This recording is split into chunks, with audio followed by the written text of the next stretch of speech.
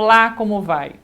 Ele nasceu em Assis Chateaubriand, é formado em letras com especialização em orientação, supervisão e administração escolar, com mestrado na mesma área e também fundamentos da educação e especialização em educação para jovens e adultos. Em 2008 foi candidato a prefeito de Cascavel e este ano é novamente candidato pelo Partido Socialismo e Liberdade, PSOL. O meu entrevistado da semana é o professor Ivanildo Claro. Seja bem-vindo, professor, tudo bem? Eu que agradeço, muito obrigado. Tudo na paz. Então, ótimo. Continuando aí, os diálogos, bom diálogo, né? Você é dado à conversa franca e aberta sempre, eu né, gosto. professor? É uma marca sua. É a marca nossa. Procuro ser franco, aberto, direto. Não tem aquela arrogância de querer saber tudo, apresentar um plano pronto e acabado, né, às pessoas.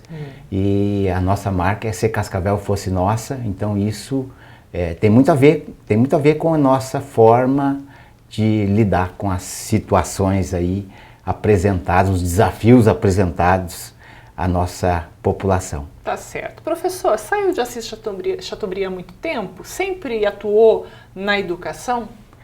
Meus pais saíram de Assis Chateaubriand no final de 75. Portanto, quase 41 anos de Cascavel.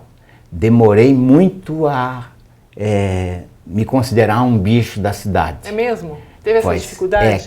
Meus pais saíram da terra, eu tinha 10 anos, né? Então foi muito duro, muito difícil, né? E a vida também na cidade foi dura, porque uma pessoa que sai da terra para a cidade, o metabolismo é muito diferente de viver, né? De viver e conviver. A vida na cidade é muito diferente. As situações, os conflitos apresentados a se lidar são muito diferentes, né? Muito diferentes, pois. E então foi duro, mas hoje em dia nós já posso me dizer um bicho da cidade. Certo, já está habituado. E sempre foi professor, sempre atuou na área da educação? Não. Não? Não. Na realidade, quando eu decidi estudar letras, em 88, época efervescente, né, da Constituinte, até a aprovação da nossa Carta Cidadã de 5 de outubro de 88, então nessa época, quando eu decidi estudar letras, não existia o curso de Direito em Cascavel. Na realidade, eu queria ser advogado, queria militar no Direito. E então eu pensei, vou estudar Direito e aí para frente vamos adaptando as coisas e poderei estudar Direito. Não foi assim, aí terminei o curso de letras, acabei por força das circunstâncias virando professor, em 92, né, já trabalhei como professor, mas eu comecei trabalhando mesmo como bancário, em 85. Bancário, então, qual banco? Faço parte da direção do Sindicato dos Bancários, né, sou liberado ao Sindicato dos Bancários, sou funcionário do Bradesco. Muito bem. Há quase 31 anos. Entrei lá no dia 10 de dezembro de 85. As datas estão bem frescas ainda na memória. Professor, quando você se candidatou a prefeito há 8 anos, né, exato 8 anos, você teve cerca de 1.400 votos, certo? 1.334. Exatamente, quase 1.400, beirando ali. Qual foi a leitura que você fez desse resultado e daquela campanha? Pois foi uma campanha com muitos limites, né? Limites de toda forma que você imagina. Mas nós tivemos a oportunidade de apresentar as nossas propostas, né? O nosso ideal de uma cidade diferente dessa que tem sido, né? O nosso jornalista, historiador Alceu Esperança, diz que Cascavel vem sendo administrada através de um golpe atrás do outro. São acordos, né? São acordos feitos para administrar, entre aspas, a cidade. Isso tem sido desde 64. Com a Constituição Cidadã não mudou, não alterou muito esse cenário. E nós podemos detectar isso, não é esse o espaço para se fazer um diagnóstico, né? Mas nós podemos detectar isso. E isso é muito grave, você sabe por quê? Porque no município nós temos, em tese, só o poder executivo e o legislativo. E o grave, o pior é que o legislativo ele deveria fiscalizar. A principal missão dele é fiscalizar o executivo. Só que não é isso que acontece. O prefeito de plantão, ele termina de se eleger e no outro dia ele já vai fazer maioria na Câmara de Vereadores. Para que isso? Para que fazer maioria? Se não tem outros objetivos escusos por trás, né? Isso acontece, nós estamos falando da prefeitura, mas isso acontece também na Assembleia Legislativa, acontece no Congresso Nacional, da mesma forma. Então, nosso Estado tem sido um Estado patrimonialista, contratualista, né? Aquela coisa do toma lá, dá cá, né? Uma As coisa, negociatas, isso vem desde os a acordos. época. Nós estamos gravando esse programa um dia depois de um dos grandes eventos políticos, né? Que recentemente tem acontecido no país, que foi o processo de impeachment da presidente Dilma. E nunca se ouviu tanto a palavra golpe, acórdão, como nas últimas horas, né? Então isso foi largamente divulgado e aí está o desabafo também do professor Ivanildo. Professor, vamos falar um pouquinho sobre a doutrina, sobre tudo que permeia o partido PSOL, né? O socialismo é uma doutrina política e econômica que surgiu no final do século XVIII e até para as pessoas relembrarem um pouquinho, e se caracteriza pela ideia de transformação da sociedade através da distribuição equilibrada de riquezas e propriedades, diminuindo a distância entre rico e pobre. Basicamente essa é a ideia. Perfeito. É difícil manter a chama do movimento socialista nos dias de hoje? É muito fácil manter a chama. Sabe por quê? Eu sou estudante de Direito agora, né? Agora então, você está realizando o teu desejo. Aquele sonho lá de 87, 86, quando terminei o segundo grau, né? Eu estou realizando agora junto com a minha filha. Pai e filha estudando juntos. Tem 20 anos, né? A Luara é minha colega de Direito e eu estou muito feliz estudando Direito. Então, os estudos do Direito têm me apontado algumas coisas. O fundamental dessas coisas que tem me apontado é a questão do artigo 6º da nossa Constituição. É a questão da dignidade da pessoa que está posto no artigo 1º da nossa Constituição. Isso é muito caro para nós, a nós do PSOL e do PCB. A questão do socialismo e a questão da livre iniciativa, ela está posta em nossa Constituição lado a lado, lado a lado. São imperativos, os direitos fundamentais são imperativos para serem cumpridos pelo administrador de plantão. Agora, aquilo que eu falava, o que nós temos visto é um golpe atrás do outro em relação à nossa Carta Magna. Não estou falando exatamente do processo de impeachment, né? Mas em relação à Carta Magna. E aí eu faço um recorte em particular ao sistema financeiro nacional, sabes? E o sistema financeiro nacional, que por sua vez hoje está articulado com o sistema financeiro internacional. Então essas coisas, o ano passado, por exemplo, só o ano de 2015, foram 500 bilhões destinados só aos juros e amortização da nossa dívida. Certo? E o prefeito de plantão, ele está aumentando a dívida municipal. Esse PDI, por exemplo, está intimamente ligado à dívida para pessoas que ainda não nasceram e irão pagar. Então isso é muito grave, tirando a questão do patrimônio, né, que foi dado em garantia, feito leilão e tal. Isso é de uma gravidade que, se caso as pessoas acreditar que nós podemos administrar esse município, uma das primeiras tarefas nossa será a questão da auditoria de todos os contratos da prefeitura. Todos os contratos. Assim como está posto no ato das disposições constitucionais transitórias, deveria ser transitório na Constituição, artigo 26, né, que até hoje a União não fez. Assim como a União, os estados e os municípios também deverão fazer a sua auditoria, para que no final nós possamos pagar aquilo que é correto, né? E aquilo que não é correto, obviamente, não pagar. Né? Alguém já me perguntou, mas aí está propondo uma moratória? Não, paga-se o que é justo e o que não é justo, não se paga. Né?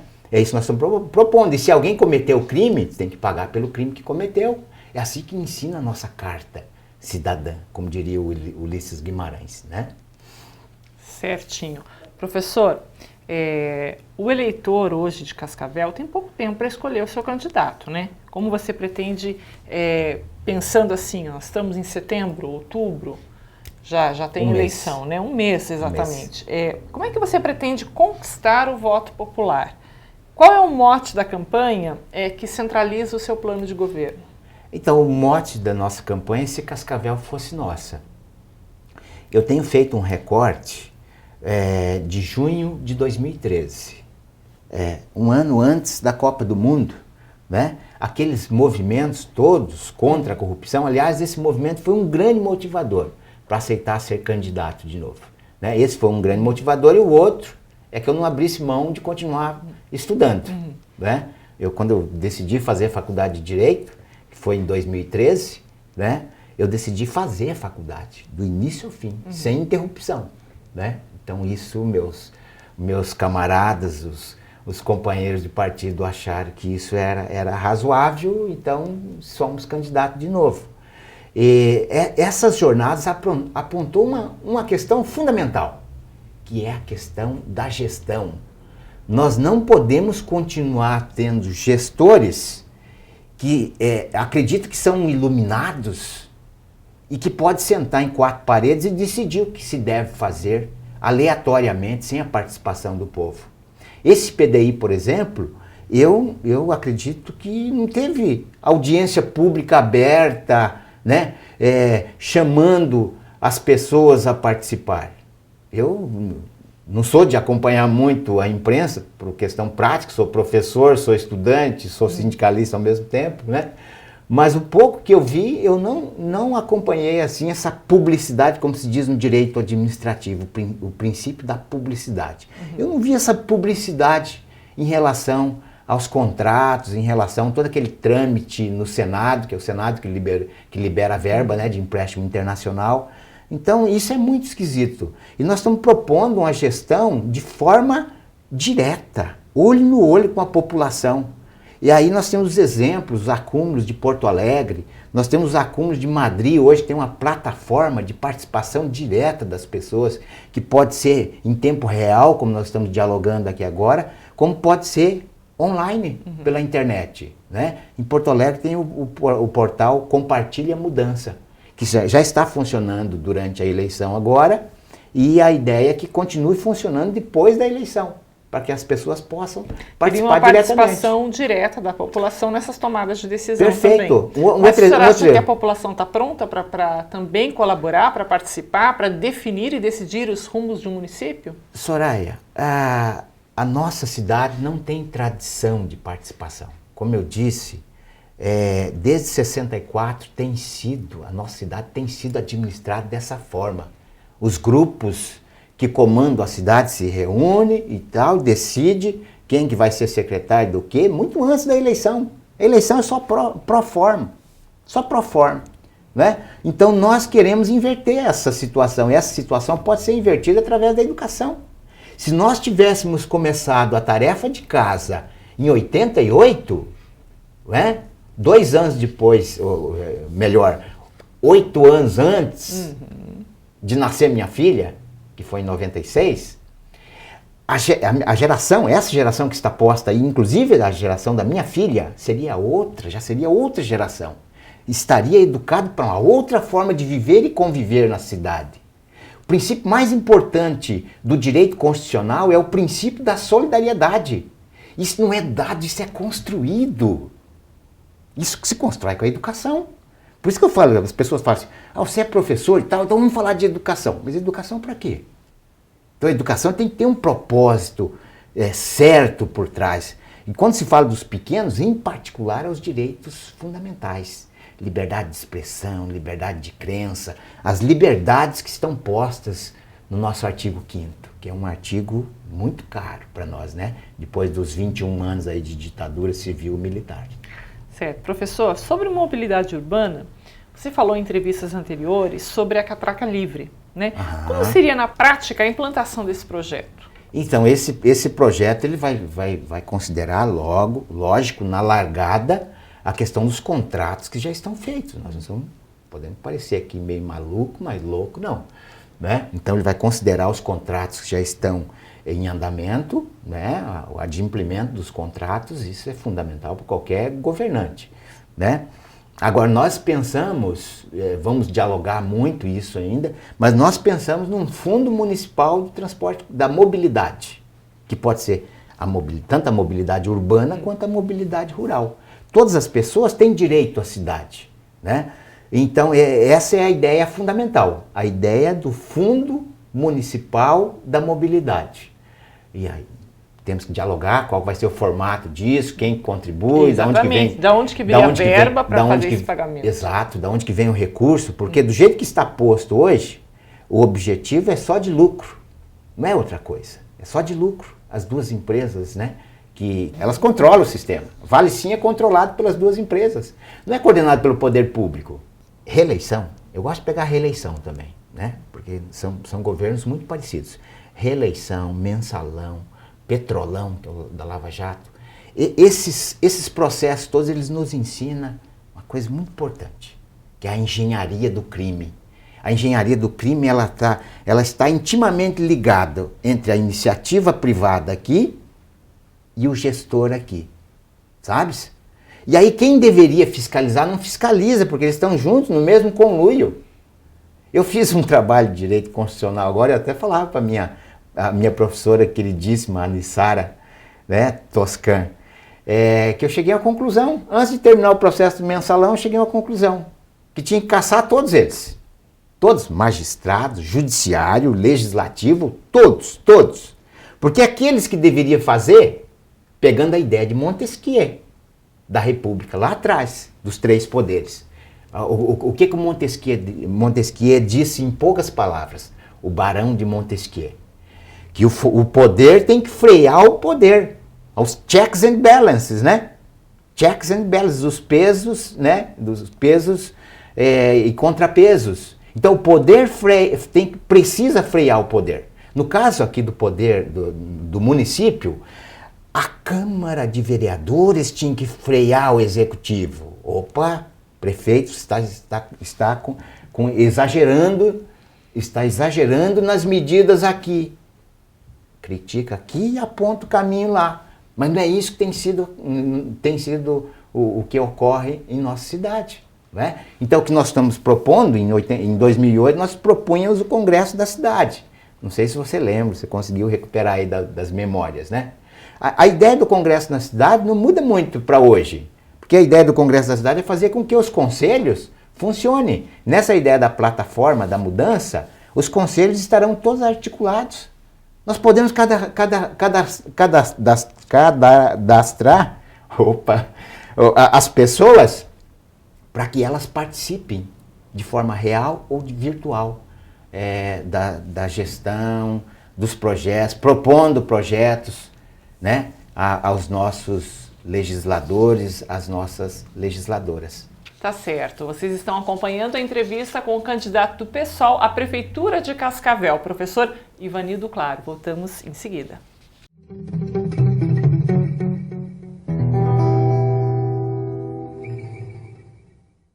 Oferecimento Unimed Cascavel. Cuidar de você. Esse é o plano. Contrate agora. 3220-7007. Nasce em Cascavel o COP, Centro de Oncologia do Oeste do Paraná. Um novo conceito no tratamento do câncer. Humanizado, multidisciplinar e individualizado, com toda a segurança que o paciente necessita no tratamento. Orientado pelos doutores Leandro Rodrigo Acosta, Luiz Sérgio Esprícido e Márcio Jaquete Maciel. COP, a vida renasce a cada dia. No oeste do Paraná, o tratamento de doenças do aparelho digestivo tem um nome: Gastroclínica Cascavel. Fundado em 1989, o centro médico tem em sua filosofia a atualização dos recursos tecnológicos, a qualificação do corpo clínico e a humanização no atendimento. Aqui, todos são especialistas em promover qualidade de vida. Gastroclínica Cascavel. Tecnologia e humanização mais perto de você.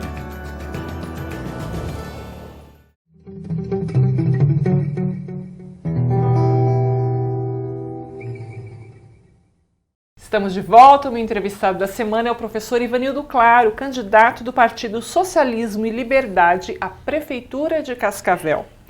Professor, quando se fala em saúde, muitos podem alegar que somente o meio estatal pode garantir o acesso dos mais pobres aos tratamentos medicinais. Outros que, apesar da mão estatal, costuma prejudicar a qualidade e acesso de todos aos tratamentos disponíveis.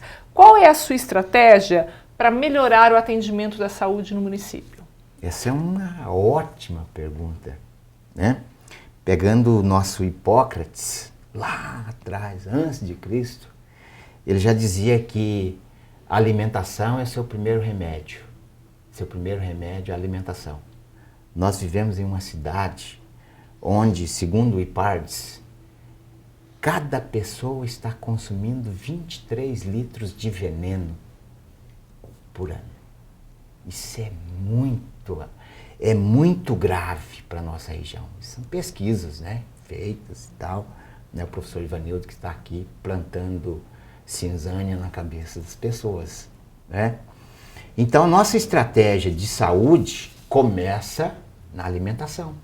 Esse modo de produção de alimentos que nós temos experimentado, em particular depois da Guerra do Vietnã, em particular de 73 para cá, quando surge o agente laranja, né, que foi utilizado na Guerra do Vietnã e hoje ele é usado indiscriminadamente na agricultura, esse processo veio trazer prejuízos terríveis às pessoas e ao meio ambiente como um todo.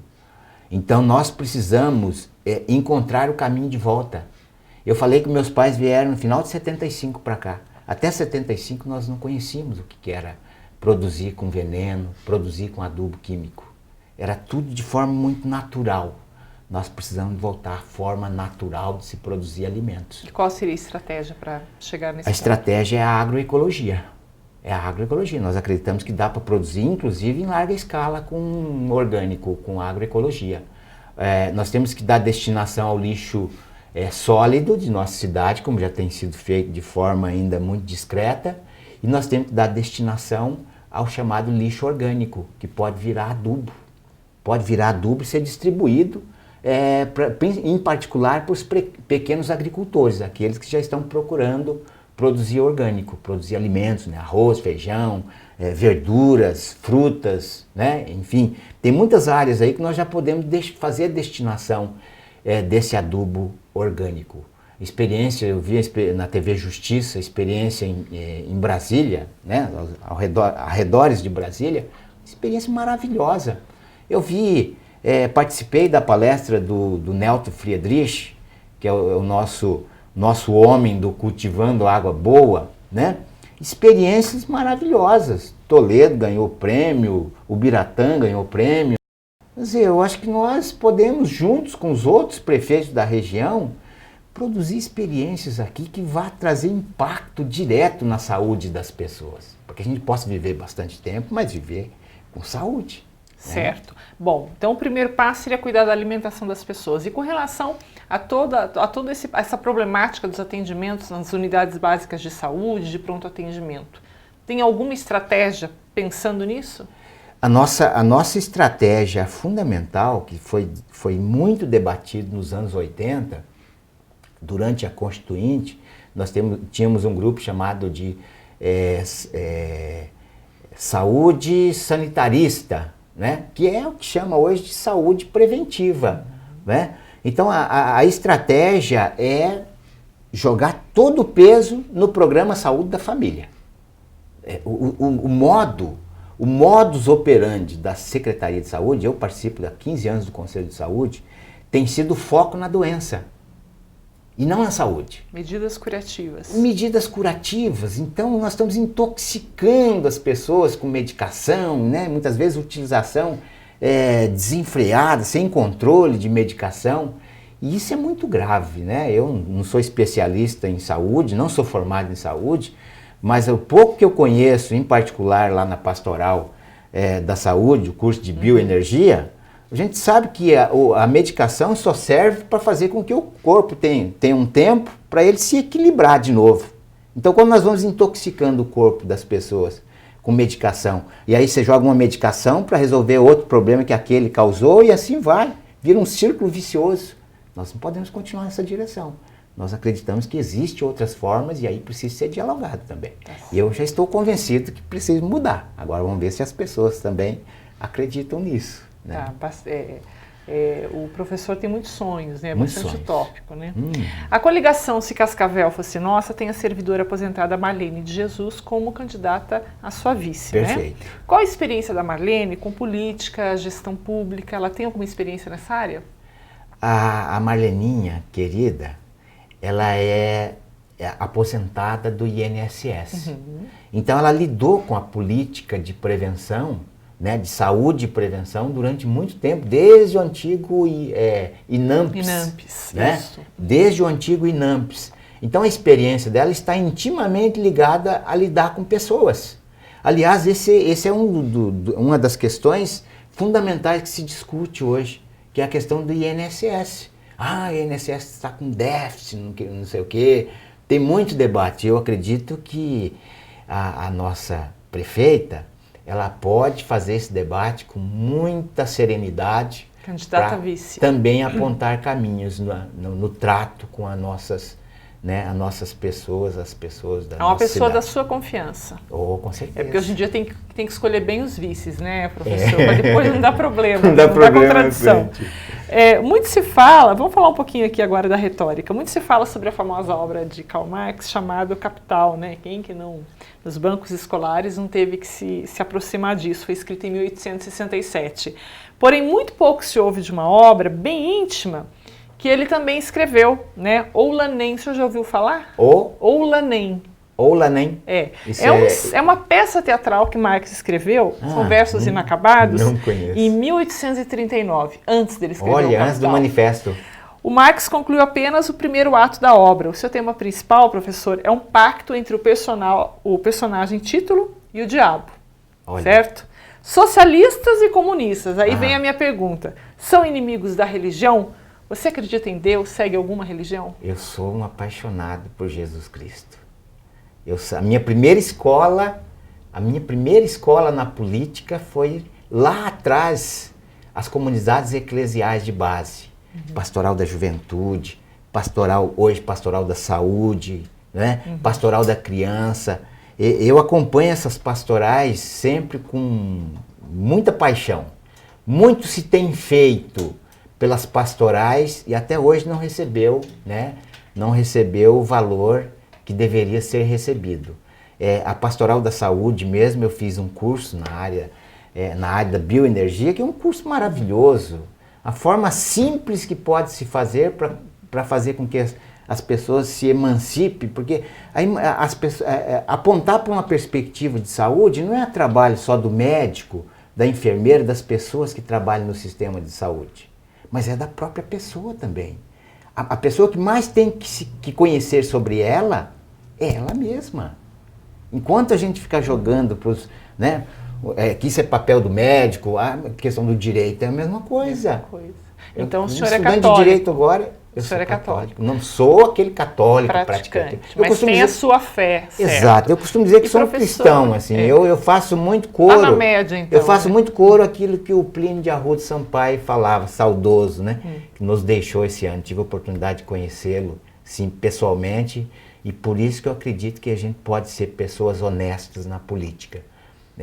Isso não é utopia, não. Eu conheci o Plínio, conheci o Pedro Simon, que é do PMDB, né? Tem gente que acha que o PMDB é tudo pessoas que não.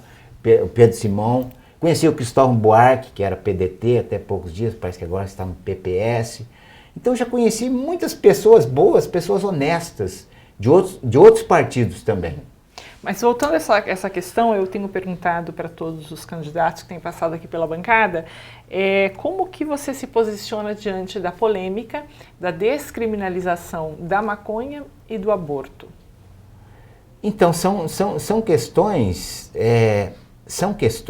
que são atravessadas muitas vezes pela questão da religião, e são questões complicadas. Mas nós... a nível nacional, nós defendemos a descriminalização. O que é descriminalização? É tratar as pessoas não como criminosas, mas tratar as pessoas que decidem, por exemplo, questão do aborto. Tratar a menina, em particular, a menina que é oprimida nesse sistema que nós vivemos, sistema do capital, tratar numa perspectiva de saúde, né? Porque o aborto vem sendo feito há muito tempo. Quando se trata de uma pessoa que tem condições, né, faz e o sistema vem, né, tem um médico que faz, tem todos aqueles acordos que nós conhecemos um pouco como se dá, né? Agora, quando é uma pessoa que não tem condições materiais, financeiras, né, acaba sendo jogada à própria sorte. Mas deixar de ser crime, então, alargar essas possibilidades, o senhor não considera perigoso demais? Deixar de ser crime? Eu penso que tudo que é formatado, né? Porque quando se fala de lei, se fala em formatar. Então, tudo que é formatado é perigoso. E tem contradições. Toda lei já nasce com a contradição, né? Aquela coisa do sim e do não, né? O sim já nasce com o não dentro dele, né? Como diz a negação da negação, que vem lá do Hegel, antes do Marx, né? Então, qualquer postura é contraditória. Tratar a juventude que usa maconha, por exemplo, numa perspectiva de polícia e tal, também é contraditório. Então nós precisamos de tratar a juventude com mais esporte, mais cultura, mais educação, apontando uma perspectiva que eles não tenham tempo para ficar pensando coisas, né, e tal, e de repente entrem nas drogas. E essa questão das drogas, em particular a maconha, que muitas vezes começa na maconha e descarrilha para outras, exatamente, né? Abre as portas para Cocaína drogas e mais tal, pesadas. Né? Essa questão das drogas, em particular, é uma questão que entristece todas as famílias hoje, independente de classe. O senhor é contra a liberação, então? Eu sou contra a liberação. Eu particularmente sou contra. Professor Ivanildo. Certo, né? Tá certo. Tá certo. Eu acho que para avançar para uma racionalidade, como se acontece na Holanda, né? Suécia e tal, Noruega, é outra racionalidade. Esses países vivem em uma outra racionalidade, é outra educação. Completamente então não diferente. dá para nós ficarmos fazendo paralelos, né? Você é conhecedor do direito também, você sabe que a nossa primeira Constituição da República, ela pegou a Constituição estadunidense e adaptou aqui. Não se faz isso, né? Hoje nós estávamos discutindo essa questão de direito civil, que foi feito o Código de 2002, foi feito a mesma coisa, quase. Aí tem termos ali, muitas vezes, adaptados para o português, que não dá sentido. O professor de direito civil tem que se desdobrar para explicar o sentido, que veio do direito italiano, né? Então, o nosso país tem dessas coisas, e aí nós temos que... O tempo está acabando, professor. Eu preciso finalizar para saber um pouquinho mais aí da vida pessoal do professor Ivanildo. E eu gostaria que o senhor elencasse, por ordem de prioridades, esses elementos, né? Quais vêm em primeiro lugar aí? Questão de família, realização profissional e trabalho. Como que o senhor elencaria esses elementos na sua vida? Pois assim, nós vamos amadurecendo na vida, né? Eu já fui muito, assim, muito maluco, vamos dizer, né? Em relação à família. De cair nos braços dos movimentos e tal, e muitas vezes até esquecer um pouco da família.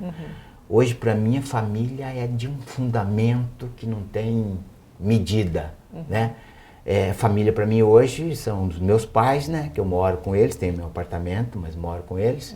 Eventualmente, quando eu estou com meus filhos, aí eu estou no meu apartamento para ter nosso espaço privado, né?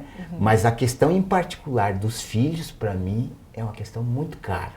Tá, né? Em primeiro lugar. Em primeiro lugar. Certo. E essa é a nossa vida, né? No dia que nós partirmos, nós vamos passar o bastão para a geração que vem, né? Depois de nós, que são os nossos filhos. Tá certo. Professor, muitíssimo obrigado por sua presença aqui conosco, para a gente conhecer um pouquinho mais da sua vida, da sua trajetória, do que o senhor pensa a respeito de uma possível eleição, né, em Cascavel. Está perto, se aproxima. Boa sorte e mais uma vez obrigada. E eu que quero agradecer, né, em nome da nossa coligação, se Cascavel fosse nossa, em nome do PSOL, do PCB, e dizer que nós continuamos à disposição de vocês. Tá certo, professor. Você conferiu mais uma entrevista com os candidatos à Prefeitura de Cascavel nas eleições 2016. Você fica agora com a programação da TV Medicina e Saúde.